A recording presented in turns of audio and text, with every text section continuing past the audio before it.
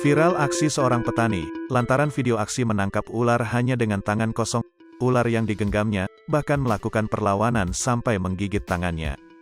Namun, tampak dalam video petani tersebut masih dengan santainya melepas gigitan dari ular tersebut.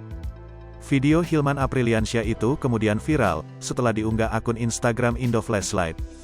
Pada unggahannya, Indo Flashlight menjelaskan bahwa banyak pertanyaan mengenai video tersebut, apakah jenis ularnya berbahaya atau tidak, karena terlihat seorang petani dengan santai mengambil dan memegang ular itu.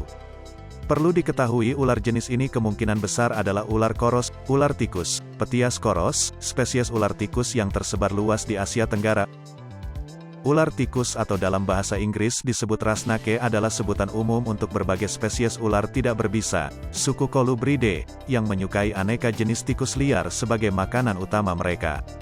Namun ular jenis ini juga bisa saja menggigit dan melilit, sehingga kami tidak menyarankan kalian untuk memegang apalagi